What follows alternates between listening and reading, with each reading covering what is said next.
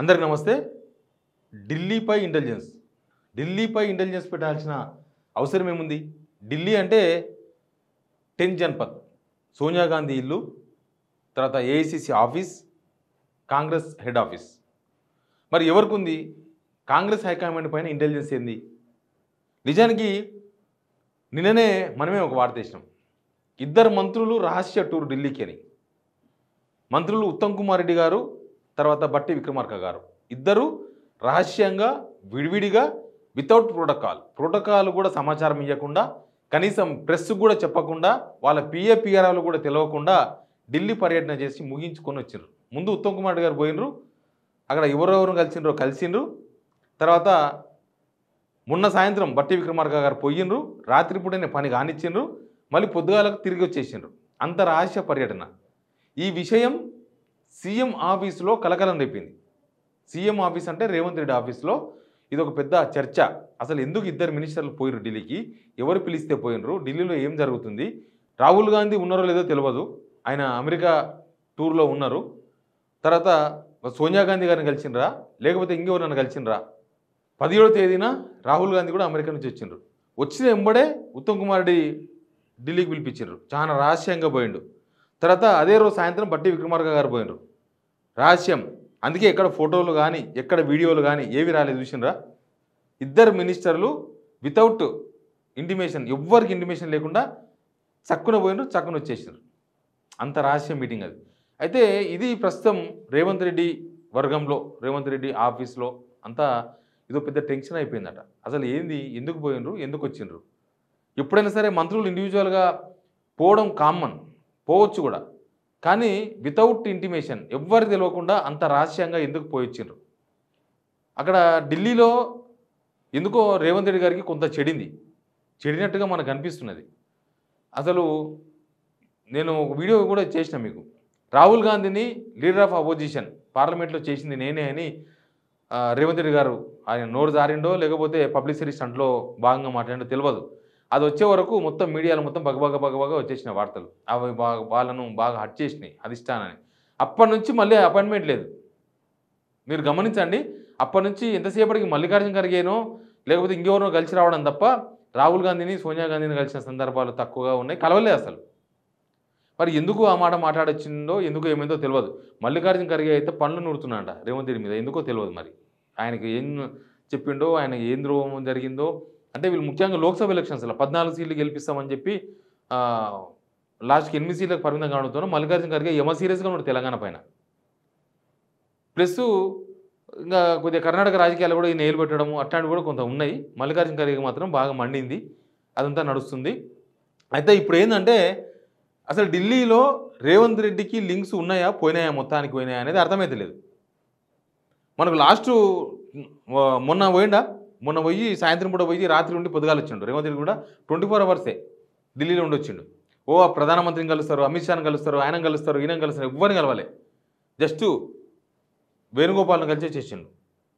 అంతకుముందు పోయినప్పుడు జస్ట్ మల్లికార్జున ఖర్గే కలిసి వచ్చిండు. మల్లికార్జున ఖర్గే 2 రోజులు ఉండి మల్లికార్జున ఖర్గేని మాత్రమే కలిసి వచ్చిండు. మల్లికార్జున ఖర్గే కూడా 5 నిమిషాలే, 5 మినిట్స్ అంతే, ఇంకేం లేదు. ఇక వీళ్ళు పోయినప్పుడల్లా మంత్రివర్గ విస్తరణ అంటారు, పీసీ చీఫ్ అంటారు, అవన్నీ బయటికి ఇప్పిడు. కానీ లోపల ఏం జరుగుతుంది అనేది అదేం బయటికి తెలియదు అంత ఈజీగా. కానీ ఎందుకో రేవంత్ రెడ్డి వాళ్ళు తెలుసుకునే ప్రయత్నం చేస్తున్నారంట. ఎందుకు ఈ మినిస్టర్లు పోయినరు, మనం వీళ్ళని అడిగితే చెప్తారు కదా అనుకోవచ్చు, కానీ డైరెక్ట్ అడిగితే చెప్తారా? చెప్పరాలు. వాళ్ళు ఏదో చెప్తారు, ఏదో పనులు వేసినాం, ఆడ మావాడు ఉన్నాడు, పోయించినాం, మా వాళ్ళకి జ్వరం వచ్చింది, సూచించినాం అని చెప్తారు. ఏముంటుంది? అది కాదు. అందుకే ఇంటెలిజెన్స్ ద్వారా వీళ్ళ టూర్ ఏంది, వీళ్ళ కథ ఏంది, ఏ విమానానికి పోయిర్రు, ఏ విమానానికి వచ్చిర్రు, అసలు ఏ ఫ్లైట్లకు పోయినరు, ఎప్పుడు వచ్చిండ్రు, ఎట్లా పోయినరు, అక్కడ దిగినాక అక్కడ నుంచి కార్లు ఎవరు వచ్చినాయి, ఎక్కడ పోయినరు, ఎవరిని కలిసిర్రు, మొత్తం తెలుసుకునే ప్రయత్నాలు నడుస్తున్నాయట. ఎందుకంటే వీళ్ళ మూమెంట్ తెలిస్తే నాకు కొంత అర్థమవుతుంది. యాక్చువల్గా వైఎస్ రాజశేఖర రెడ్డి ముఖ్యమంత్రిగా ఉన్నప్పుడు వైఎస్ రాజశేఖర రెడ్డినే వాళ్ళు ఒప్పుకోలేకపోయారు కొన్ని సందర్భాల్లో పార్టీ హైకమాండ్. ఆయన ఆడెవరిని మన ఉన్నాడు కదా, ఆయన మిత్రుడు, ఆయన ఆత్మ ఎవరు? కేవీపీ, తర్వాత ఉండవల్లి అరుణ్ కుమార్, ఇట్లాంటి వాళ్ళను ఢిల్లీలో పెట్టి మేనేజ్ చేద్దాం హైకమాండ్ అంటేనే కాలే చాలాసార్లు సెంటింగ్ అయింది. అంత కాంగ్రెస్ గురించి తెలిసినోడు. కానీ రేవంత్ రెడ్డికి కాంగ్రెస్ అంటే ఏదో అర్థం కాలేదేమో అనుకుంటున్నాను నేను. ఇది ఒక ప్రాంతీయ పార్టీ అనుకుంటున్నాడు ఆయన. ప్లస్ ఈయన ఎవరిని పెట్టి మేనేజ్ చేస్తారు తెలుసా? ఎవరున్నారు ఢిల్లీలో సిపిఆర్ అని చెప్పి ఉదయ్ సింహ అని ఇచ్చిండ్రు. ఓటునోటు కేసులో A2 ఆయన ఉదయ్ సింహ.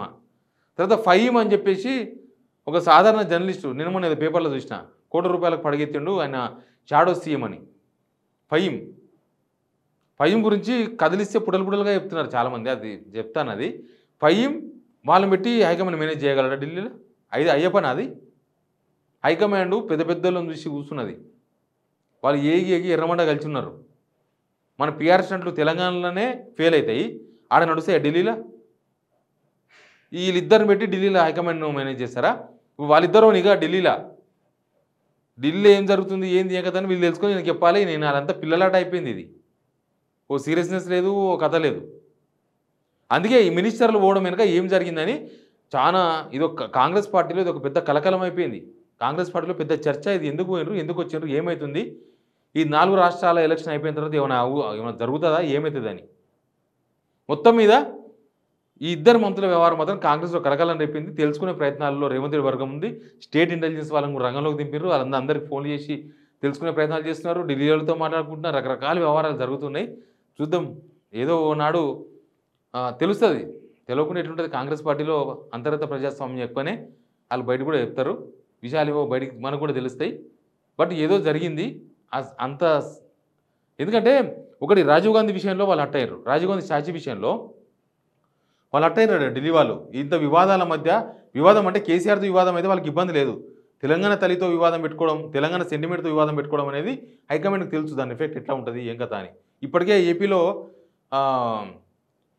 పార్టీ పరిస్థితి ఏమైందో చూసారు కదా. రాష్ట్ర విభజన జరిగినాక సెంటిమెంట్ ఇష్యూ. ఇక్కడ 10 సంవత్సరాలు ప్రతిపక్షంలో ఉన్నారు. ఆ సెంటిమెంట్ అనవసరంగా గెలుకోవడం ఎందుకు అంత వివాదాస్పదంగా వివాదాల మధ్య రాజీవ్ గాంధీ స్టాచ్యూ పెట్టినారు అనేది ఒక చర్చ నడుస్తున్నది. ప్లస్ ఈ 10 మంది ఎమ్మెల్యేల ఇష్యూ కూడా చెప్తా నేను. ఆ 10 మంది ఎమ్మెల్యేల ఇష్యూ కూడా ఒక అప్డేట్ వచ్చింది. దాని విషయంలో కూడా హైకమాండ్ సీరియస్గా ఉన్నది. Anyway something is going on. చాప కింద నీరు బాంబు పెట్టినరా ఇంకేమన్నా పెట్టినరా ఏమవుతుందో తెలుస్తలేదు. బట్ ఇక్కడ మాత్రం ఉలిక్కి పడ్డారు. 2 మంత్రుల టూరు కాంగ్రెస్లో కొంతమందిని ఉలిక్కి పడి తల్లి చేసింది. దాని రిజల్ట్ అనేది వాళ్ళకు తెలుస్తుంది త్వరలోనే, మనకు కూడా తెలుస్తుంది. Please subscribe signal TV.